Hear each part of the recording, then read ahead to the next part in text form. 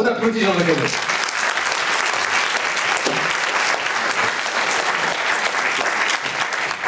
Je peux rester debout? Si tu veux, Ouais. je te file un micro portable dans ce cas-là, qui va marcher. Moi, je suis debout depuis 1h30, là. Tu verras, c'est très agréable. Non, non, non, non. Je ne prendrai pas la place de Jean-Jacques Hano.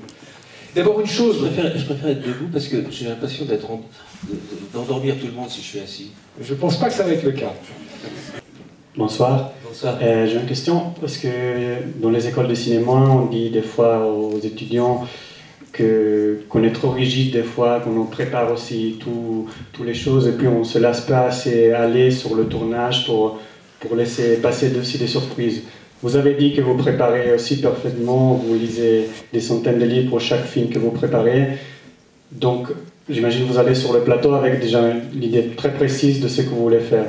La question est comment vous trouvez le plaisir quand même de laisser des petites surprises qui se passent, ou comment vous laissez encore quelque chose de découvrir sur le plateau et pas que vous allez tourner un film avec déjà tout que vous savez déjà des avant. Je vous réponds très aisément parce que effectivement, la plupart du temps, je fais construire le décor. Je les fais construire en fonction de quoi? En fonction de ma scène.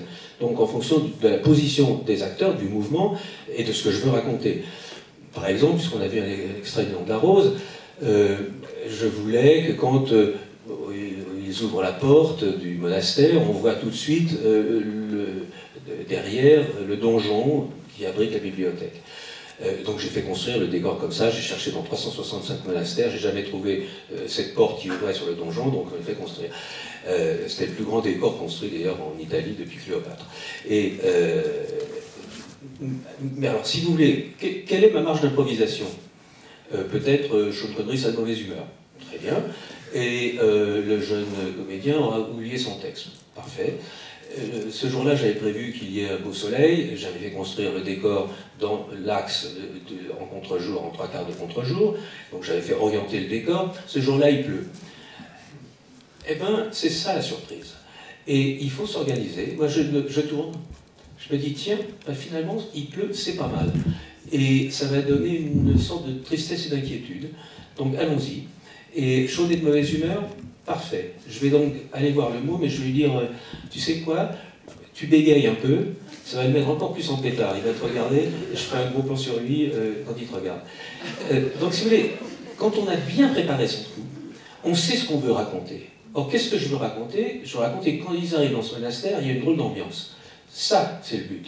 Et cette drôle d'ambiance, je peux profiter de ce que je viens d'improviser pour vous répondre, des imprévus du tournage. Mais il ne faut pas, si vous voulez, il faut toujours profiter de ces imprévus dans le sens de votre histoire. Donc l'essentiel, c'est de savoir quel est le rôle de la scène dans la construction de l'histoire. Et si vous savez ça bien, eh bien vous allez pouvoir jongler très facilement et pas du tout vous inquiéter. Est-ce qu'on pourrait refaire encore en France un film comme L'Ours? Est-ce que quelqu'un aura encore la folie de Claude Berry? Est-ce qu'en fait, dans le fond, ce genre de projet, ils ne peuvent se monter maintenant plus qu'à l'étranger? Est-ce qu'il existe encore? Non, il n'a jamais pu se monter nulle part. Ça, je vous rassure, parce que quand je suis allé aux États-Unis, les gens aimaient beaucoup le scénario. Alors ils me disaient Who is playing the bear? Alors je disais c'est un ours. C'est un ours, mais qui y a dans la peau? Bah, je disais c'est la peau d'un acteur ours. Mais quelle langue il parle? Je disais il fait comme ça. Quand il n'est pas content, et puis le petit fait quand il a faim. Ah non, bon.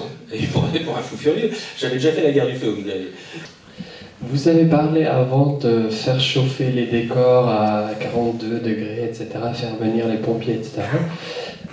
Moi, j'observe dans notre jeune génération, en tout cas une partie, qui vont manifester dans les rues, etc., prochainement, internationalement, qu'on est inquiet par rapport à notre futur de la planète, etc.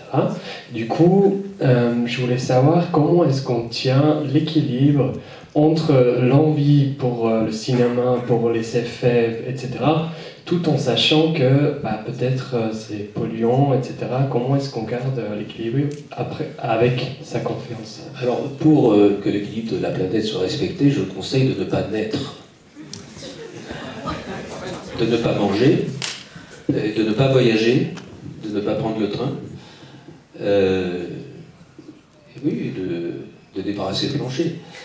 Le cinéma est une activité artistique, mais aussi industrielle,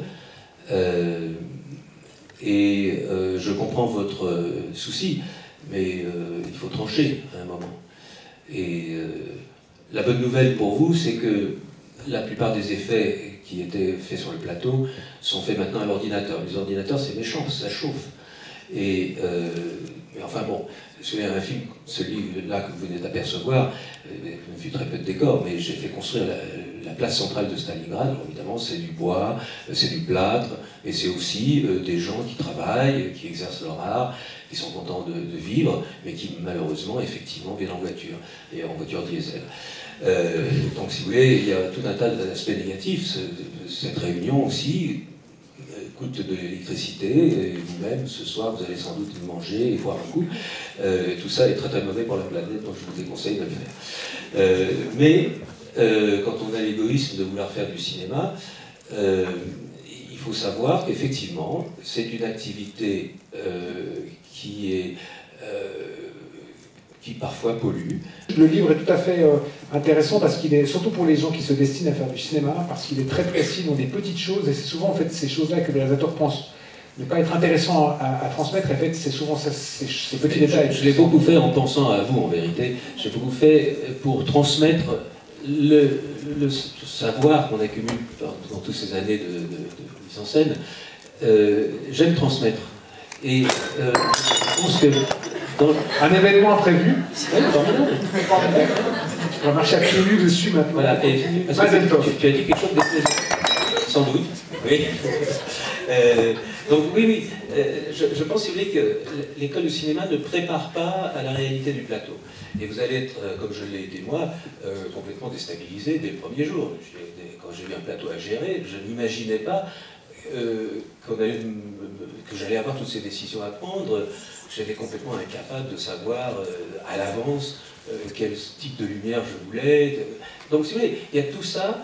J'essaye de l'expliquer, de vous faire vivre à travers des détails, des petites aventures qui ont peuplé ma vie depuis tant d'années. Et dimanche matin, au cinéma Flon, il y a la projection surtout de l'ours, en présence de... C'est dimanche matin, hein. Ouais, oui, c'est dimanche matin, si tu regardes la caméra relative. C'est dimanche matin, la projection de l'ours, c'est une occasion unique de voir ce film sur grand écran, c'est-à-dire là où il doit être vu, et puis ensuite il y aura des explications et la présence de Jean-Jacques Hano, donc n'hésitez pas à réserver vite, parce que je pense qu'il y aura beaucoup de monde dans la salle. Et je répondrai sur l'effet Kuleshov. Ah oui, c'est vrai, absolument, j'aurais voulu montrer un extrait de l'ours, effectivement, qui donnait, mais vous savez ce que c'est. Hein. Merci infiniment, en tout cas. Merci.